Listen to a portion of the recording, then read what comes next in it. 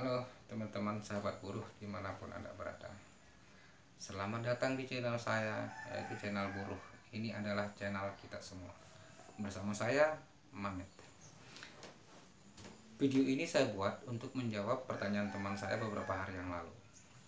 Ada seorang teman bertanya kepada saya, Mas Mamet, gimana caranya kita yang sudah dihabis kontrak untuk mendapat haknya, seperti sisa kontrak atau bahkan pesangon, apakah bisa diperjuangkan?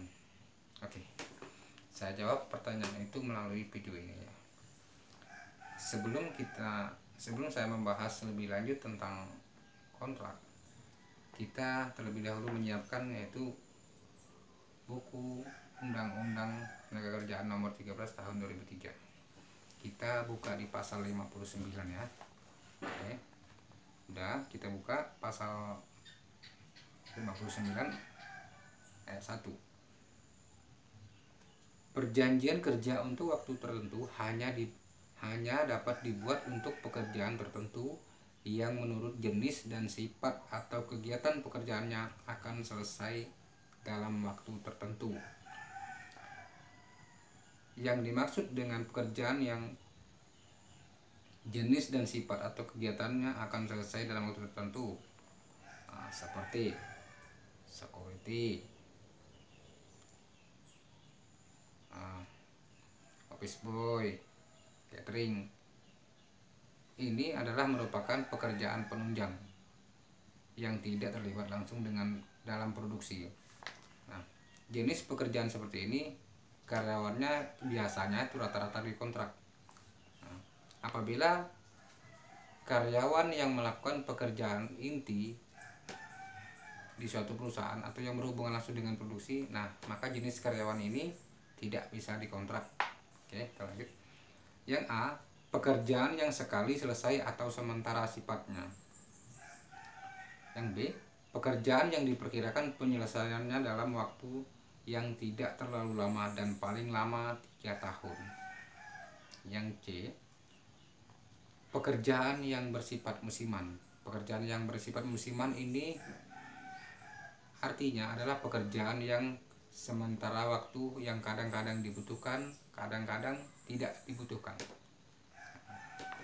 Apabila ada pekerjaan baru, maka direkrutlah karyawan baru, maka karyawan tersebut wajib dikontrak untuk menyelesaikan pekerjaan tersebut.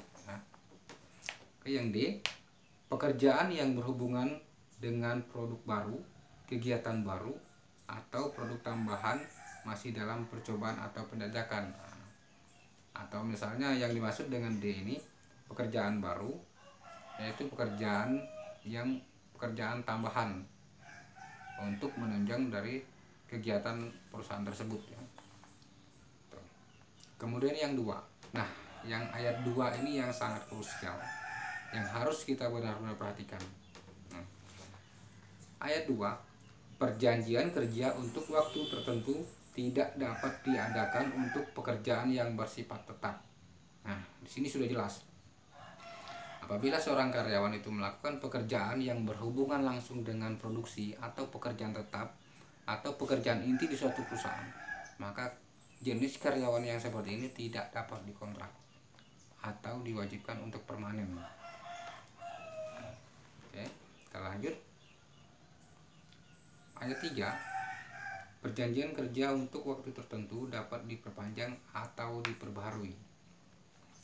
Yang 4, perjanjian kerja waktu tertentu yang didasarkan atas jangka waktu tertentu dapat diadakan untuk paling lama 2 tahun dan hanya boleh diperpanjang 1 kali untuk jangka waktu paling lama 1 tahun. Dan yang 5, pengusaha yang bermaksud memperpanjang perjanjian kerja waktu tertentu tersebut paling lama 7 hari sebelum perjanjian kerja waktu tertentu berakhir, maka pemberitahuan maksudnya secara tertulis kepada pekerja yang bersangkutan. Ayat 6, pembaruan perjanjian kerja waktu tertentu hanya dapat diadakan setelah melebihi masa tenggang waktu 30 hari berakhirnya perjanjian kerja waktu tertentu yang lama. Pembaruan perjanjian kerja waktu tertentu ini boleh dilakukan 1 kali dan paling lama 2 tahun. Nah, kita perhatikan di ayat 7. Ini yang menjadi kekuatan kita saat melakukan perdebatan dengan manajemen. Ya, kita perhatikan ayat 7. Perhatikan baik-baik teman-teman ya. Perjanjian kerja untuk waktu tertentu yang tidak memenuhi ketentuan sebagaimana yang dimaksud pada ayat 1, 2, 4, 5, dan 6, maka demi hukum menjadi pekerjaan waktu tidak tertentu atau permanen. Nah, di sini sudah jelas apabila pekerjaan kita yang kita lakukan sehari-hari itu berhubungan langsung dengan produksi, maka sudah jelas secara hukum kita menjadi karyawan tetap atau karyawan permanen. Karena sudah jelas ayat 7 ini mengatakan perjanjian kerja untuk waktu tertentu yang tidak memenuhi ketentuan sebagaimana yang dimaksud ayat 1, 2, 4, 5, dan ayat 6, maka demi hukum menjadi perjanjian kerja waktu tidak tertentu atau permanen. Ya, kita lihat kembali di ayat 1. Perjanjian kerja untuk waktu tertentu hanya dapat dibuat untuk pekerjaan tertentu yang jenis dan sifat kegiatan pekerjaannya akan selesai dalam waktu tertentu. Saya ambil contoh, kita seorang karyawan sebagai operator. Secara otomatis si operator tersebut menjadi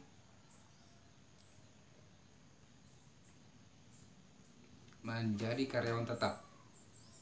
Menjadi karyawan tetap karena secara hukum perjanjian kerja waktu tidak tertentu. Karena pekerjaan yang dilakukan adalah berhubungan langsung dengan produksi atau merupakan pekerjaan inti dari suatu perusahaan. Kita perhatikan pasal 2. Kita perhatikan ayat 2 ya, pasal 59 yang ayat 2. Perjanjian kerja waktu tertentu tidak dapat diadakan untuk pekerjaan yang bersifat tetap. Di sini sudah jelas. Pekerjaan yang berhubungan langsung dengan produksi itu merupakan pekerjaan tetap. Dan setiap orang yang melakukan pekerjaan tetap itu tidak dapat dikontrak. Secara hukum karyawan tersebut wajib dipermanen.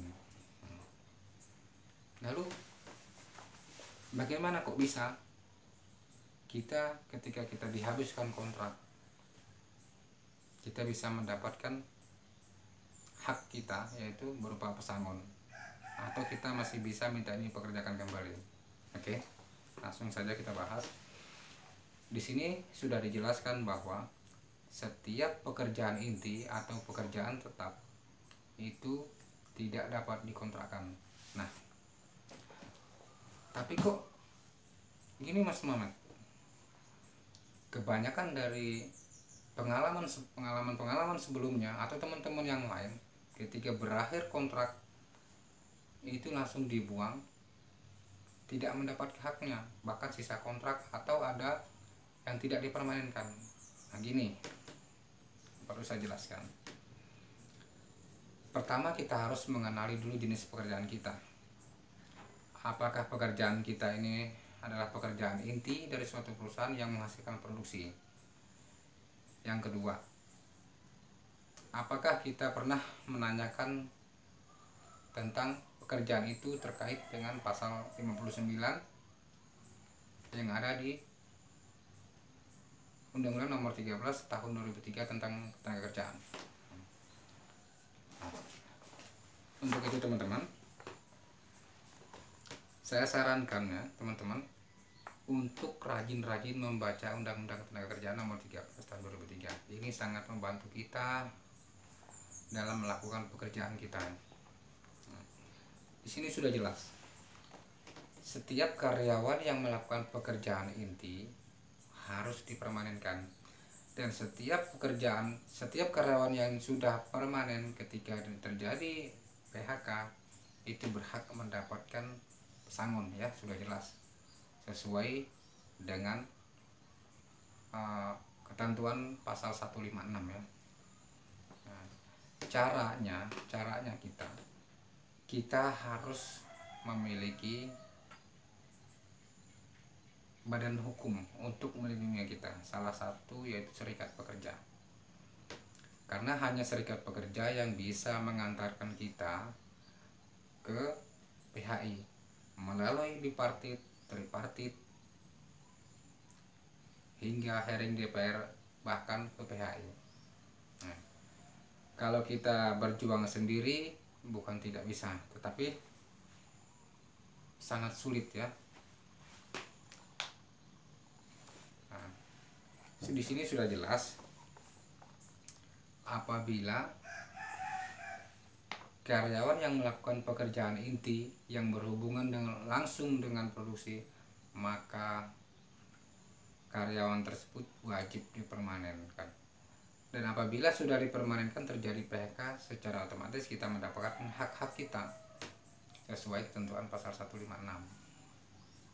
Nah, cara kita untuk mendapatkan haknya itu yaitu pertama melalui mediasi bipartit, tripartit, hingga ke PHI. Yang pertama kita lakukan adalah mediasi bipartit antara manajemen dengan serikat pekerja atau buruh itu sendiri. Apabila dalam bipartit itu kita gagal menemui kesepakatan, kita lanjut ke mediasi kedua yaitu tripartit. Tripartit itu adalah forum komunikasi atau konsultasi hukum, konsultasi permasalahan pekerjaan yang melibatkan pengusaha, serikat pekerja, dan pemerintah. Apabila yang kedua ini sudah gagal, kita wajib meminta anjuran ke PHI. Nah, di PHI itu di situ sudah jelas PHK akan dianggap sah apabila sudah melalui penetapan pengadilan atau keputusan pengadilan sesuai dengan pasal 151. Apabila sudah disahkan oleh pengadilan, otomatis kita mendapatkan hak-hak yang harus kita terima sesuai dengan pasal 59 ayat 7 tadi. Karena sudah jelas apabila perusahaan tidak mau memakai jasa kita kembali, melanjutkan memakai jasa kita, karena pasal 59 ayat 7 ini sudah jelas mengatakan, maka demi hukum menjadi perjanjian kerja waktu tidak tertentu. Nah, di sini dijelaskan setiap orang yang melakukan pekerjaan inti atau pekerjaan tetap yang berhubungan langsung dengan produksi itu secara hukum menjadi karyawan yang permanen. Nah, sudah jelas ketika karyawannya sudah permanen di PHK, sudah jelas mendapatkan hak-haknya sesuai ketentuan pasal 156 yaitu pesangon. Apabila dia sudah 1 tahun atau lebih, maka dia mendapatkan hak yaitu 2 kali basic ya. Nah, itulah yang bisa saya sampaikan kepada teman-teman semua. Saya sarankan kepada teman-teman semua, kita rajin-rajin saja membaca Undang-Undang Nomor 13 tahun 2003 tentang ketenagakerjaan. Ini cukup membantu kita agar kita tidak terjerumus ke hal-hal yang bisa merugikan kita. Ada banyak sisi positif yang bisa kita dapat. Kita bisa mengerti tentang apa yang harus kita lakukan, yang mana yang tidak seharusnya. Oke, sampai jumpa teman-teman, sampai ketemu di video selanjutnya. Salam sehat.